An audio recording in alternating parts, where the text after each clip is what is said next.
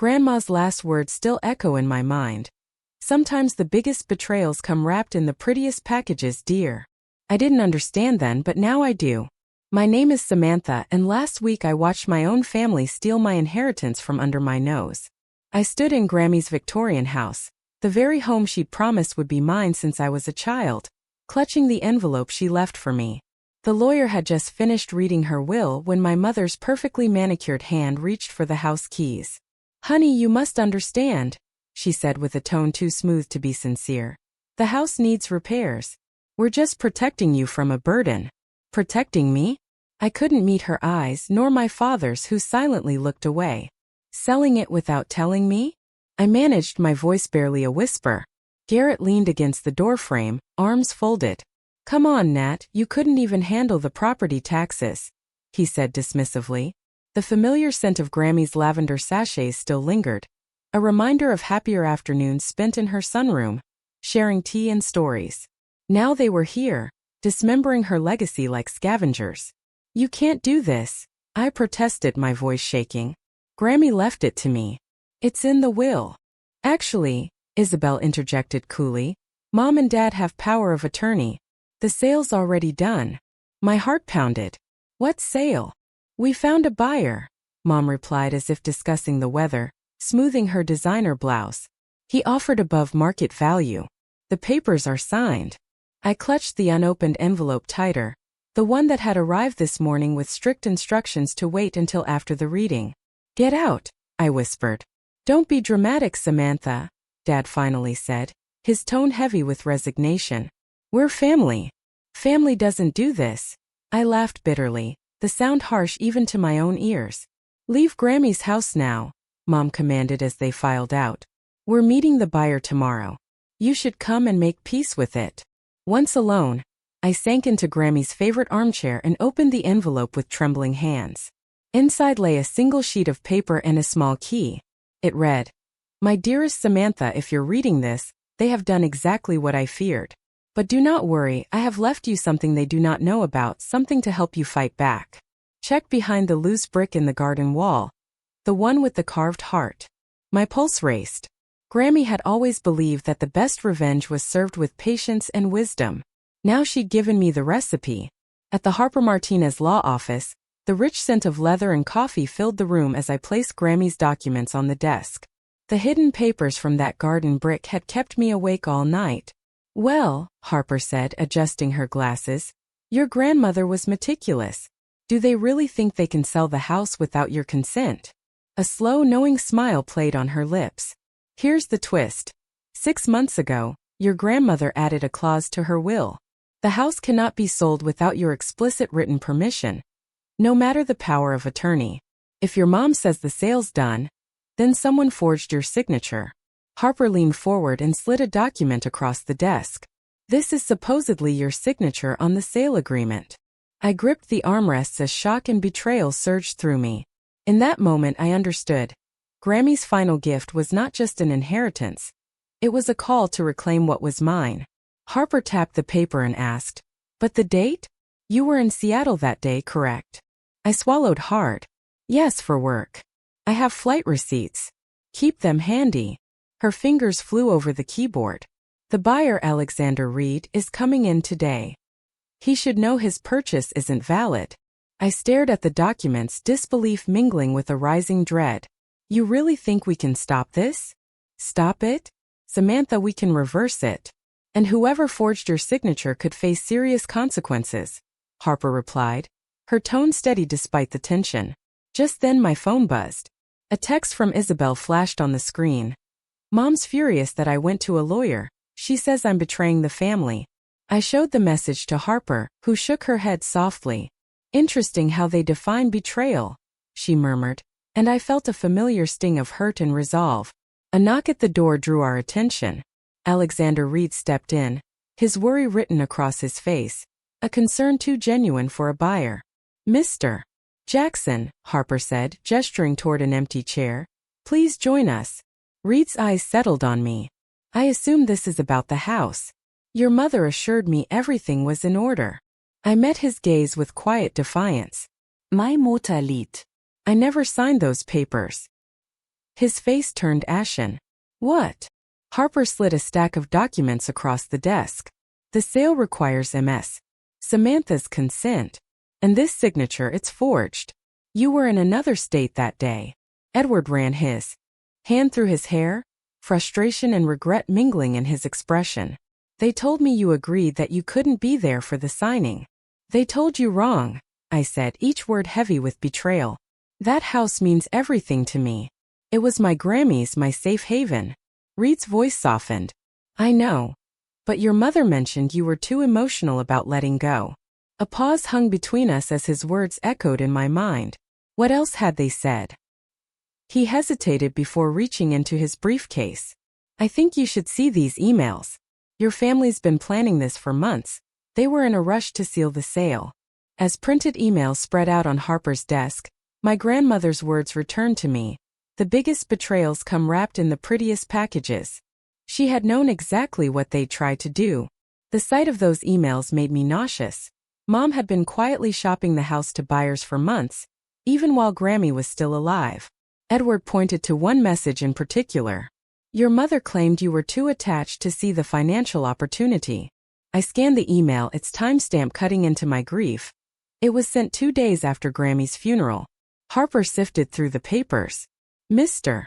Jackson, would you be willing to make a formal statement about these communications? He nodded slowly. I should have asked more questions when they rushed everything through. Something always felt off. My phone buzzed again. It was Garrett calling, but I let it go, focusing on the weight of the revelations before me. Edward's voice dropped. There's more. Your mother mentioned items in the house, valuable things your grandmother hid away. I recalled the small key from Grammy's letter, my heart clenching. Hidden where?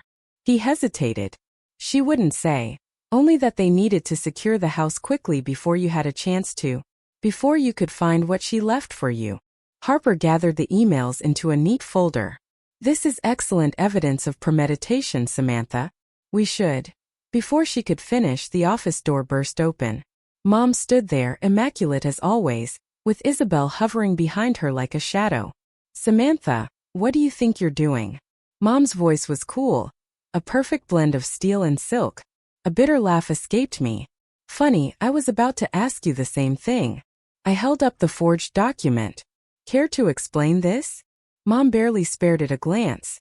Edward, we had a deal. A deal based on fraud, Edward snapped, rising to his feet. I'm withdrawing my offer. Mom's composure wavered and she snapped, you can't do that. We've already allocated the funds. Allocated? I echoed, incredulous. You mean spent money you didn't even have yet? Isabel stepped forward, her voice pleading. Nat, please. Mom and Dad need this, the business. And what about the business? I demanded, my voice cracking with raw emotion. That house isn't just property. It's my Grammy's home. Mom shot Isabel a warning look. That's enough. Samantha, you're making a terrible mistake. That house is nothing but a burden. I reached for Grammy's letter, its envelope still holding the last vestiges of her loving hand. Then why are you so desperate to sell it?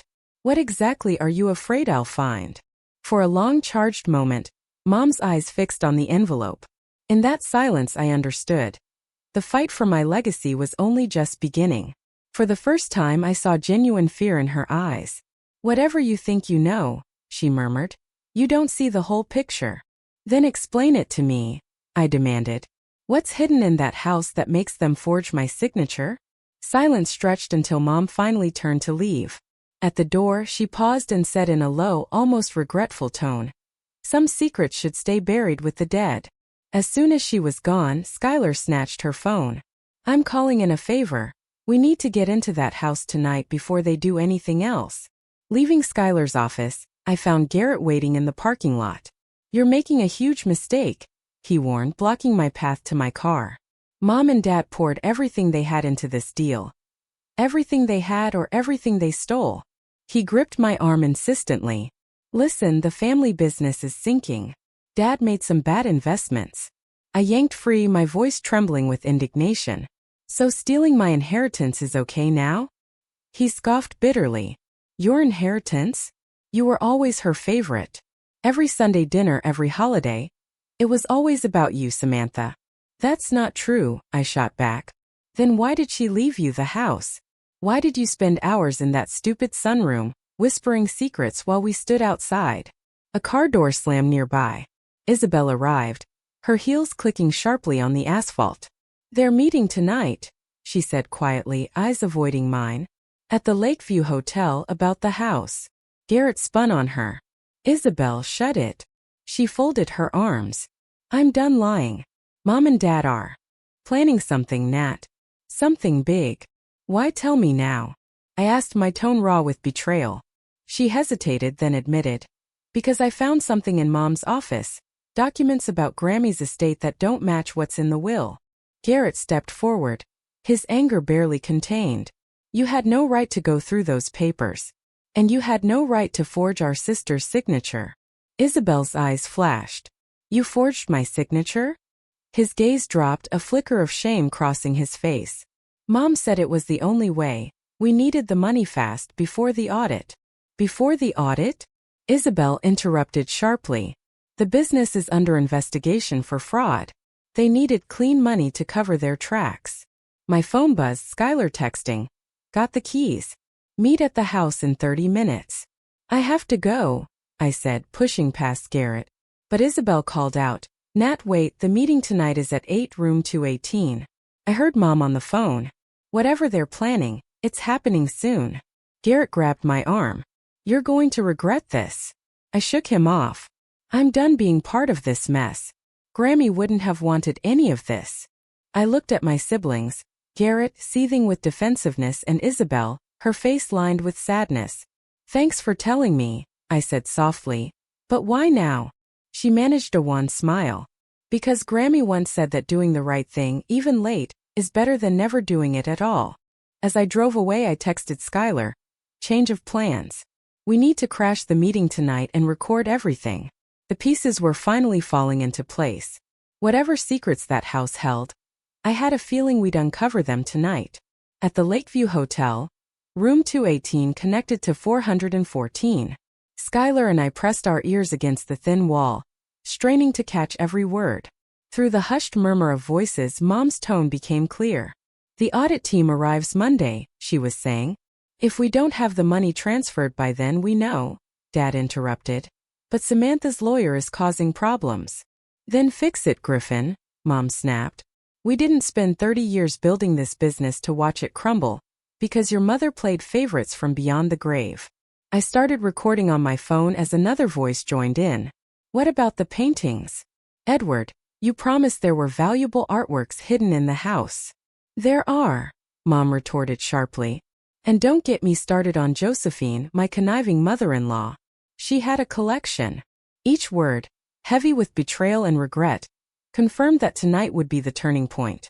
Grammy's legacy, and all its secrets, was coming to light. The insurance documents valued the collection at over $2 million. My hand trembled as I held them, stunned that Grammy's so-called prints were worth a fortune. Edward's eyes widened. And you're sure they're in the house? He asked. Inside the walls, in the wooden panels of the sunroom, Dad replied in a low, urgent tone. Skylar's pen scratched rapidly on her notepad as the weight of our discovery sank in. Mom's gaze hardened. Insurance fraud. The audit team will uncover every fake invoice and offshore account. She paused, as if steeling herself. Josephine knew. She changed her will at the end, leaving everything to me. She was protecting the art. Dad sighed, a bitter sound. She did it to keep us from reaching the collection. Well, she failed, Mom snapped. Before we could process more, a loud crash signaled Isabel's arrival. Mom, Dad, what's happening? Isabel, what are you doing here? She demanded, eyes flashing with hurt. I followed you. I heard everything, Mom replied curtly. Isabel's voice trembled. This doesn't concern you? You're stealing from Grammy's estate. From me. We're protecting our family's legacy, Mom insisted, her tone clipped. By committing fraud? By forging signatures and hiding artwork? Isabel's voice broke as she shouted. You and Dad had no choice. You let the business fail by embezzling money. Grammy knew all along, Mom interjected bitterly. That's why she changed her will. A heavy silence fell. Then Dad asked softly, How long have you known? Long enough, Isabel answered, steady but pained. I found the real accounts, the ones you hide from the auditors. Grammy didn't leave clues just for me. She left them for all of us, to show who would do the right thing. Skylar touched my arm, silently urging me to notice the door. We'd recorded enough evidence, yet I couldn't move, transfixed by my sister's words. I'm calling the police, Isabel declared firmly. Like hell you are, Mom snarled. A sudden crash made Isabel scream, and the urgency of doing what was right eclipsed all else. I burst through the connecting door just as Mom grabbed Isabel's phone and smashed it against the wall. Get your hands off her, I shouted, and everyone froze. Dad stood by the window, pale and shaking. Edward edged toward the door. Mom's grip on Isabel's arm was like a death grip. With an eerie calm, Mom said, "Well, the prodigal daughter finally joins us." Skylar stepped in behind me, her phone recording every moment. I suggest you let her go, Kennedy, unless you want assault charges added to your fraud. Reluctantly, Mom released Isabel, who scrambled to my side. You recorded everything, didn't you? She asked. Every word, the fraud, the embezzlement, the art theft, I confirmed quietly. You don't understand, Dad pleaded, his voice cracking. The business was failing. Stealing from your own mother is acceptable now? I cut him off. Forging documents and hiding evidence? Edward cleared his throat. I think it's time I made a full statement about my involvement. Mom whirled on him. You wouldn't dare. He smirked, producing his own phone. Actually, I've been recording too. Ever since you rushed the sale, something felt off. Now I know why. Mom's perfect facade was cracking as she spat. You're all making a terrible mistake. Isabel touched my arm. The paintings, Nat, they're not just valuable. They're stolen. That's what Grammy discovered. My heart pounded. What? Dad, you've been using the business to launder money from art theft for years. Dad sank into a chair, guilt etched on his face. Josephine confronted me 6 months ago. She said she had proof. It all clicked then, Grammy's change of will, the clause demanding my consent. She knew we'd try to sell the house before the audit, Mom said bitterly. She knew we'd need to get to those paintings in time. Skylar was already on her phone. Yes, detective, she murmured. Room 218 at the Riverside. We have multiple confessions recorded. At that moment, Mom lunged for Skylar's phone, but I stepped between them. It's over, Mom, I declared, my voice steady despite the turmoil inside. Grammy gave me that house for a reason, to protect her legacy from people like you. She laughed bitterly. People like me? Her voice cracked. I built this family while she judged us from her moral high ground. No, Isabel's voice was quiet but firm. You destroyed it. Grammy was trying to save us. The police sirens wailed in the distance. Dad buried his face in his hands. Edward shifted, blocking the door. I couldn't stop myself. The paintings. Are they still in the house? Mom didn't say a word. Her silence was all the answer I needed. I turned to Skylar. We need to get there first. She nodded, already pulling out her phone. I'll call for a warrant. As we heard the sirens grow louder, I watched my parents' empire crumble. Built on lies, now shattered by truth. Grammy would have been proud. The police found the paintings exactly where Dad had said. Hidden behind the panels in Grammy's sunroom. 13 priceless masterpieces, each tied to a different crime over the years. This was just a front, Detective Pierce said, shaking his head, as each painting was carefully removed. High-end furniture imports hiding stolen art. Garrett appeared as they loaded the last painting, his face pale. What have you done, Nat? Me? I glared at him. I'm not the one who turned Grammy's house into a warehouse for stolen art. They're going to prison, Nat. Garrett's voice broke. Our parents. Isabel stepped forward, eyes cold. They made their choice, Sully. Just like you did when you forged Nat's signature. The detective leaned in. Is that an admission of forgery? Garrett's face crumbled. Mom said no one would get hurt. I whispered, people did. Grammy spent her last months discovering her son was a criminal. Her art collection was replaced with fakes. The business she built? It was all a lie.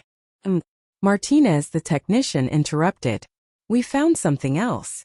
Skylar and I moved over as they pulled a metal box out from behind the panel. I froze. It was the perfect size for the key Grammy had left me. That's private property, Garrett protested. Skylar smiled, her voice quiet but certain. According to the will, everything in this house belongs to Samantha. I stepped forward, fitting the key into the box. It opened without a hitch. Inside was a leather-bound journal and a USB drive. She contacted me 6 months ago, Skylar said softly. She had everything documented. She knew they'd try to sell the house after she was gone. Why didn't she go to the police? Isabel asked. I thought about it for a moment, remembering Grammy's calm wisdom. She wanted to give them a chance to come clean. She was protecting us. Right until the end. Detective Pierce flipped through the journal.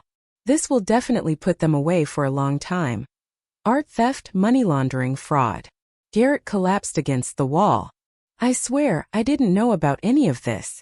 Isabel shook her head. You just went along with it like we all did until now. Trong 14GA people like me? She sneered, laughing hysterically. I built this family while you sat on your high horse. Isabel's voice was soft but steady. No. You destroyed this family. Grammy was trying to save us. Outside, police sirens wailed. Dad buried his face in his hands, and Edward stepped forward, blocking the door. I asked quietly, the paintings, are they still in the house? Mom's silence answered. Turning to Skylar, I said, we need to get there first. She nodded. I'll call for a warrant. As the sirens drew nearer, I watched our parents' empire, built on lies, crumble under truth. In that moment, I thought Grammy would have been proud. The police soon found the paintings exactly where Dad had said, hidden behind panels in Grammy's son's room. 13 masterpieces, each a stolen treasure from a decade of crimes. Detective Pierce explained, your father's business was just a front. High-end furniture imports masked the smuggling of stolen art. Garrett appeared as they loaded the last painting. What have you done, Nat? He demanded. I met his gaze. I didn't turn Grammy's house into a storage unit for stolen art. They're going to prison, he said, voice cracking. Our parents. Isabel stepped forward. They made their choice, Sully. Just like when you forged Nat's signature. The detective's interest peaked. Is that an admission of forgery? Garrett's face crumpled. Mom said no one would get hurt. But people did get hurt, I murmured. Grammy spent her last months watching her own son betray her. Her art was swapped for fakes, the business built on lies. Venomous, Martinez called out. We found something else. Skylar pulled a small metal box from behind the final panel. My heart raced. It was the perfect size for the key Grammy had left me. That's private property, Garrett protested. Skylar smiled. According to the will, everything in this house belongs to Samantha. I fitted the key into the box. Inside lay a leather-bound journal and a USB drive. Your grandmother contacted me 6 months ago, Skylar explained quietly. She documented everything, knowing they'd try to sell the house once she was gone. Why not go to the police? Isabel asked. Because she wanted to give them a chance to come clean. I realized, recalling Grammy's gentle words about love and wisdom. She was protecting us until the very end. Detective Pierce reviewed the journal. This evidence will put them away. Art theft, money laundering, fraud. Garrett slumped against the wall. I swear I didn't know. No, Isabel replied. We all went along with it, until now. I opened Grammy's journal to its final entry. Her familiar handwriting trembled on the page, and tears blurred my vision. My dearest Samantha, if you're reading this, you've done what I never could. Expose the truth, protect what matters, the legacy of courage, not money or art. I'm so proud of you, my girl. As the police wrapped up their work, Isabel, Garrett, and I stood silently in the sunroom, watching the sun sink through Grammy's stained glass windows. Our family was forever changed, and maybe that change was exactly what we needed. The next morning, golden light streamed through freshly cleaned windows as I sipped tea from Grammy's favorite cup. Isabel sat across from me, calm yet resolute, while Garrett helped Edward carry the last restored artwork. Harper reviewed documents at Grammy's antique desk. Once the insurance verifies the painting's authenticity, the recovery reward will be substantial, she said. I shook my head. I don't care about the money. I just want the art back where it belongs. Edward carefully hung the final piece, A small impressionist garden scene, in its original spot. Your grandmother had incredible taste. These pieces aren't just valuable. They're beautiful. She believed art should be lived with, not locked away. Isabel smiled softly as she ran her hand along the frame. Garrett cleared his throat. Listen, Nat. I interrupted him. I know you're sorry, but sorry doesn't fix this. He sighed and pulled out a stack of papers. I'm testifying against Dad's business partners. All of them. Isabel gasped. Sully, those people are dangerous. He met her gaze, eyes heavy. So is living with guilt. He set the papers down. Grammy taught us better than this. The doorbell rang. Edward answered and returned with Detective Pierce. Good news, the detective announced. Your parents took a plea deal. They'll serve time. And their cooperation will help dismantle the entire smuggling network. Isabel asked, and the business? It'll be dissolved, but legitimate assets go back to the estate, he replied, a small smile breaking through. Your grandmother's legacy is safe now. I walked to the garden wall and pressed my hand against the brick where I'd found Grammy's letter. In that cool surface I felt her presence. She knew this would happen, Isabel murmured, joining me. She knew we'd make the right choice eventually, even if some of us took longer than others. Garrett picked up Grammy's teacup, studying its delicate pattern. Remember how she said every broken thing has a story, and every story a lesson? I nodded, feeling the weight and warmth of those words. Soon Edward and Skylar gathered their things. The house is officially yours now, Skylar said. No more legal hurdles. Edward asked. What will you do with it? I looked around, the art on the walls, the sunlight dancing through stained glass, the garden beyond, and my siblings bruised yet healing. Exactly what Grammy wanted, I replied. We'll make it a true home this time. Later, as the amber evening light filled the sunroom, I discovered one last note tucked into the journal. Remember, darling, revenge is sweet, but redemption is sweeter. Some families break to grow stronger. Love always, Grammy. I closed the journal and smiled through my tears. This house wasn't just my inheritance. It was our chance to rebuild something better from the ruins, to finally do it right.